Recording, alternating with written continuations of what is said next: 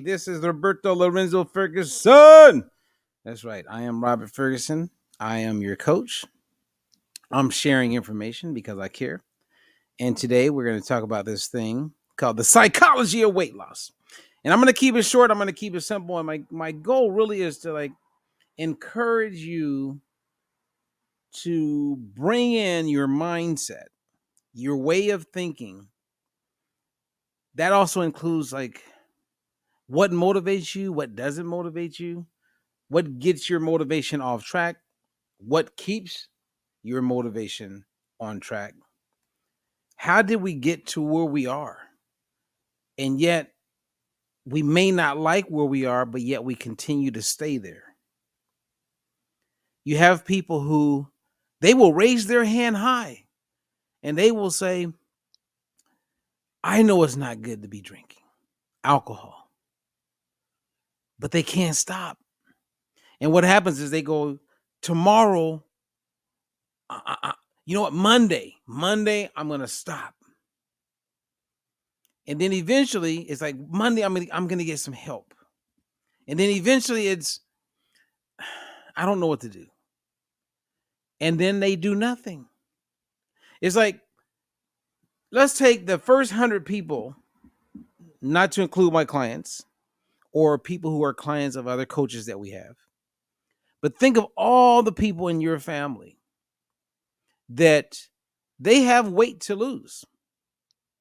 And if you talk to them, they may bring it up and go, yeah, I need to lose weight, but will do nothing. Now, that's not their fault. And I'm not here to shame anybody. I'm here to give some solutions, some ideas to help you get going. And I also want to point out on this Fat Loss Friday, as I share this live, that today could be that day. This moment could be that moment to put you on the right path. And that's going to be key when I say the right path. Because unfortunately, many people will make that decision to lose weight. They will make that decision to start to get healthier. They will make that decision.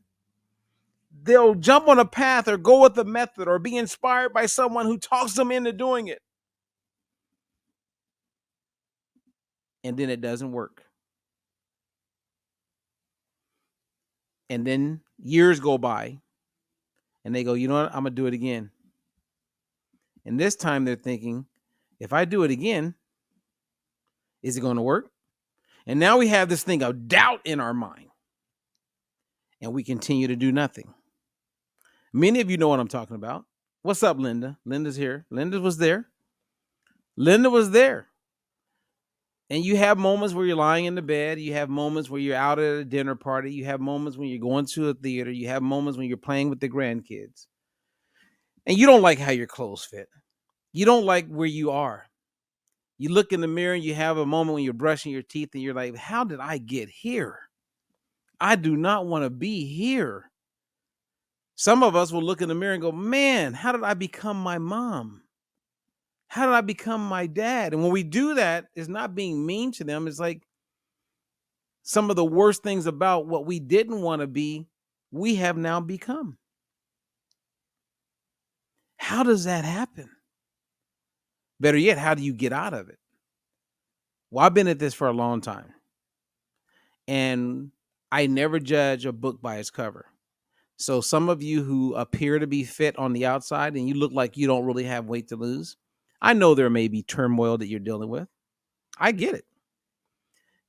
And right now you're just trying to figure it out. But you know you can hide and not really have to take action to do anything because you're okay with people not knowing the turmoil that you're experiencing. See, I was talking to a client this morning and I was explaining the psychology around weight loss by bringing up these two things called, well, it's one thing, but it goes in two different directions. Competing intentions. A person has the intent to, let's say, lose weight. And then you have a person who has the intent to have a good time at the party, which means eating the things that aren't going to help them lose weight. So you have two intentions. and they're competing with each other. Well, if they're competing, one is going to win. Which one's going to win? And see, my favorite Bible teaches, or book, which is the Bible, teaches on this all the time. And their solutions, right? And I'm going to share that with you because all of us are living with competing intentions. Because I was losing a little over a week ago before I did the detox drop to competing intentions. I had an intent to get my exercise and to start working toward a fitness goal. But I also had intent to reach certain goals with my business, and they were competing with each other. And getting my fitness and moving in that area was losing. Every time the work was winning. And so when I put myself on the detox drop, it helped tighten up and gave me the structure that I needed at the time. And it put me on path where I could optimize my schedule because I had the structure with my nutrition. That helped it gave me room to make sure I had everything else in better structure. So I could get in my workouts, I could still accomplish my goals. But when you have those competing intentions and you fall prey to allowing your emotions to lead you, when emotions take over, you can't rationalize the situation. I'll give you an example. A man loves his wife, the wife loves the man.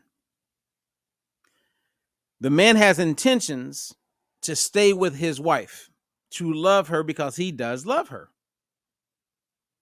But let's say that he's in a situation where no one will know and his emotions are now in place, not his ability to rationalize. And maybe he had a drink, so he has less ability to rationalize. His emotions are leading him, and so he cheats on his wife. Now, he had intentions to have a good time wherever he was. That didn't mean he had to cheat. And he still had intentions to love his wife and not play out on her. But at that moment, those intentions were competing with each other. And because he was led by his emotions, he didn't rationalize, boom, and he cheats on her. Now, once he gets caught, he's going to beg, he's going to cry, he's going to beg for forgiveness because that's coming from a place of rationalizing with emotions. So he's led by his ability to rationalize. I got caught, not good. That's that's thinking it. That's thinking through with emotion. But when you're not thinking through and you're led by emotions, we get in trouble. And that's what happens with a lot of people when they set the intent to lose weight, but yet other things continue to pull them off path. They don't rationalize. They're not able to, in the words of Wayne Dyer, think from the end. Because we all know what happens when you start something and you're doing great and then you get off. You know how you're going to feel. You know how you're going to think. So rationalize at the moment and not allow your emotions to dictate your behavior. Now, I'm not going to go deep on that, but I hope that's making sense. I hope that's making sense. And I'm going to share with you a really funny story, and it's real life. And I believe this is going to help some of you in a big way. Now, in my space, when it comes to nutrition and weight loss, okay, I want you guys to get this. In my space, and I forgot to tell you guys, brought to you by the Detox Drop. There are links. I just dive right in. I just dive right in because if you get to know me long enough, my training and education and what I've applied over the years around motivation psychology is probably my best gift. People say, or I want people to think is my knowledge and wisdom and foresight when it comes to the science of nutrition and the work that I've done. There's a part of me I want people to know me for that. But really, one of my biggest gifts is the ability to motivate others and to help people see things and to kind of get them out of their way. When I grew up, in the beautiful city of Anderson, Indiana, all my friends knew me for the guy who's motivated all the time. It was just who I was. And then I got educated along the way. It's just part of who I am. So, and I fought that because I want to be known more for the science of nutrition and the work I've done there. And I can be, but it's really the psychology. And I'll break it down to you this way. And this is where the love comes together when it comes to nutrition science. See, in nutrition science, I am trained, and the way I think is to question evidence. So once I hear about something, if there's evidence, I'm going to question it. Like when the pandemic hit, first thing I did was question it. Where's the evidence? Show me some evidence. I need evidence. Now, that doesn't mean I don't go along until I get the evidence, but I have my critical thinking hat on all the time. So I'm going to question evidence. Then I'm going to challenge assumptions. And a lot of us buy products because we assume certain things and we don't challenge the assumptions. We just assume it. Like someone will talk you into buying a supplement because you just assume what they're telling you is real. But I'm always going to challenge that assumption. And then the third part, when you're into nutrition science, is you're always evaluating the conclusions. So what I believed in 2005, and when I created Food Lovers and put the methodology out there, I've continued to question the evidence because at one point I really believed that grapeseed oil was a positive. I really, really, really believe that. And I now know that when I challenge the evidence or question the evidence and then challenge the assumptions, that it's not all. I want you guys to hear me on this. It is not all that it claimed to be. And thank goodness I have this kind of mindset, because I know that when you consume something like that, grapeseed oil is packed with linoleic acid. That causes inflammation. It's a seed oil. There's nothing but negatives with it. But I'm glad I think that way. So here's a story I want to share with you.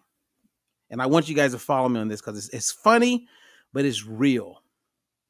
I go to the barbershop. And when I go to the barbershop in my area, people know me for the work I do. They know that I'm into nutrition, weight loss, all that stuff, right? So I'm in the barbershop. I'm getting my hair cut. And this guy comes in who I've had conversations with about he wants to lose weight. And he comes in, he goes, Robert. I go, hey, what's up? His name is Smiley. I said, how you doing, Smiley? He goes, hey, man, I lost 6 pounds this week. I go, what? You lost 6 pounds? He goes, yeah. I said, all right, what's the secret? What are you doing? He goes, well, I was watching TV the other night and I saw this infomercial. And the infomercial was selling this tea. And I think the name was like skinny tea or something. Well, anyway, I bought it. And all you have to do is drink tea 3 times a day. And I've been doing it, and it's only been a week, and I'm down 6 pounds. And I said, wow, that's pretty good. Now, I bring up, remember I said question the evidence? I go, so, I mean, what makes that work, you think? And again, I'm just creating, conversation. And I'm assuming he's going to say green tea or something like that because there's some data out there that say that green tea can help with weight loss, right? And he goes, I don't know, man, but it's pretty scientific. Okay, so we can question the evidence later. Then I challenged the assumptions. I said, and I challenged by asking him a question. I said, so you're telling me that you only drink tea, and how much did it cost you? $120 a month. And I go, okay. And it comes with you get 3 teas a day. It comes with 90 teas. You drink 3 a day in the morning, before you eat, lunchtime, and then before you go to bed. I said, okay. And that's all you have to do. He goes, yeah. I said, so there's no recommendations on food? I mean, because you got to eat. He goes, oh, yeah. Yeah, well, you eat chicken breast, turkey breast, fish, and vegetables with breakfast, lunch, and dinner. Now, I hope you guys are following me on this. He goes, well, I go, huh. So I'm challenging the assumptions. It's time to reevaluate the conclusions, which brings up more questions. So I said, Smiley, so are you telling me, and the barbershop is packed. I said, you're telling me, or are you assuming that only eating chicken breast, turkey breast, and fish with just vegetables is not contributing or didn't contribute to the 6 pounds you lost? Are you assuming that it's just the tea that did it? Because you did change the way you're eating. He goes, oh, no, I never really thought about it like that. But hey, I'm telling this tea. So he bought into the lie that it was the tea. And psychologically, he's overlooked how he's eating differently. It wasn't as though he kept eating exactly the way he was eating and then just drank the tea. And that's the only thing that changed. And then as a result, he lost weight. Unbelievable. Now, here's the psychology I want you guys to get. Some will get this, some won't. Some will go, oh, well, yeah, well, you just, Lord, help me. Okay. If you took away the tea, he would have lost the 6 pounds. But he bought into the lie. And when you buy into the lie and spend money like that, you'll tell other people to buy into the lie because it makes you feel better. That's why keto and some of these diets work. It creates a cult type following. No one's questioning anything. You just buy it. If it worked for him, it's got to work for me. Now, here's the take home, and then I'll let you guys go. And this blew me away. At that point, everybody in the room is like listening, and I said, okay, I have an idea, you guys. I have a new weight loss program I'm going to come out with next month. Okay, you guys ready for this? This is a true story. I said, you know how you can go to like Costco or the grocery store, you can buy, plastic bottle water, like, water in plastic bottles, and you get like, you could probably get like 30 of them. And people were like, yeah. Smiley was like, yeah. I said, I'm going to go to Costco and I'm going to buy 30 bottles of water. I'm going to take it home. I'm going to take it all out of the package thing. I'm going to cut the label off of each of the bottles of water. And this cost me about $5 to get 30 bottles of water. I'm going to put my own label on it. And I'm probably going to call it, let's say I call it skinny water. And then I'm going to put it back together. And I'm going to sell it for $120 a month. You know what? I'm going to sell it for $100 a month. So it's less than the tea. And then I'm going to have people, I'm going to give it put a little card on there that says, for breakfast, lunch, and dinner, eat chicken breasts, turkey breast, fish. Those are your protein options with slow carb vegetables. Would you guys buy it? And everybody in the room raised their hand and said they would buy it. Unbelievable. The only person who got it, what I was doing, and who wasn't absolutely crazy was my barber. We both just laughed. And Smiley looked at me and says, dude, let me know when you come out with it. Unbelievable. Did you guys get that? And everybody was like, yeah, I'll buy it. I'm like, you guys are absolutely, what is wrong with people today?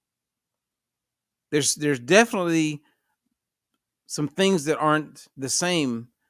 What was the likelihood of having that many people totally just be that gullible at that moment?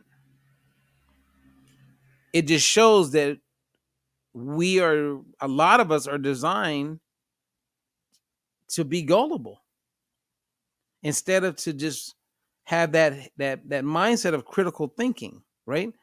Like when I went to the grocery store this morning, I'm seeing more people wearing masks again.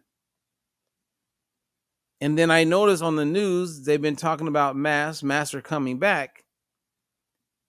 And the Cochrane, which is the most solid, I mean, wow, you guys. I don't even know what to say. I really don't.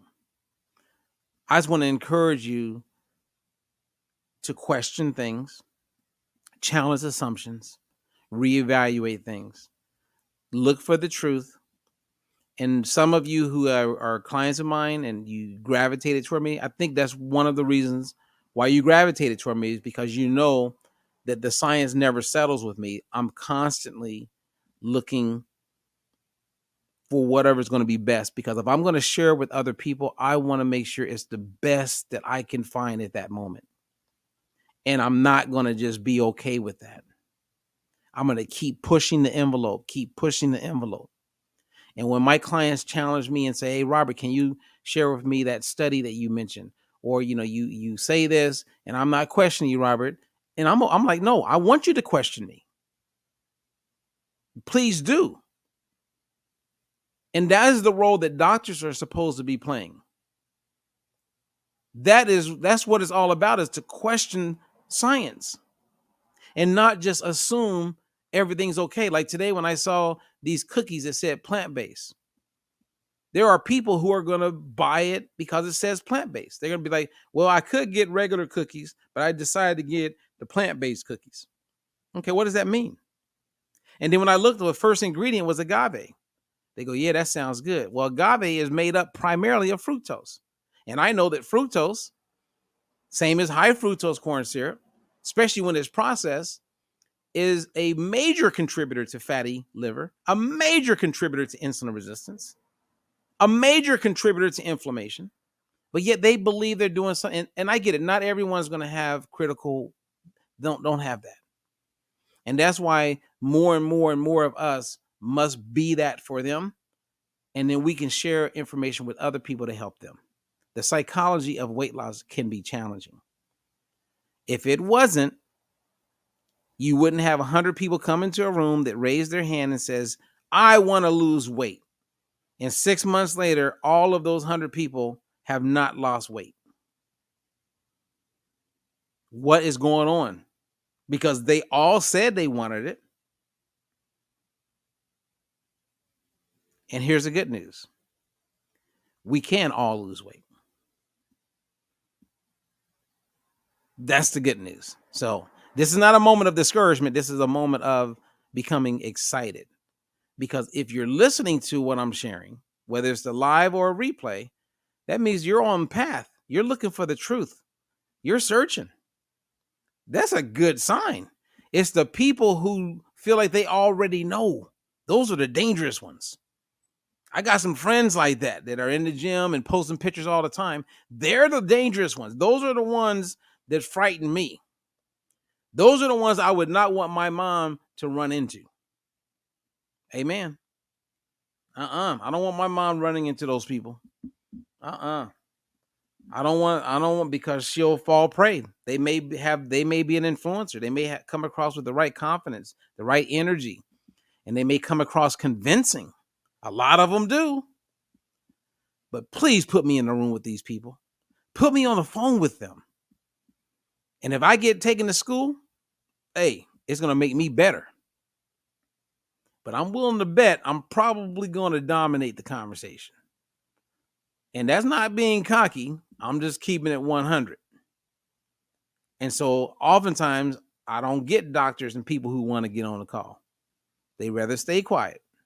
They don't want pushback. And I'll be friendly. I know how to listen and be quiet. I'll let them talk. Let them dig the hole as deep as they want to dig it. And before I say goodbye, you guys, I used to dream about being where I am with my knowledge. I remember being with Dr. Andrew Wild in 2002. That was 21 years ago. And I watched him walk on the stage. And I got to hang out with him, and he was great. I learned a lot from him. And I remember just watching him, how poised he was, and how he had answers, and he could go deep with us. I remember telling my wife, I want to be that.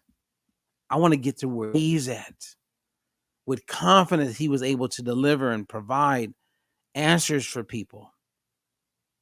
Man. And I've been striving to get there.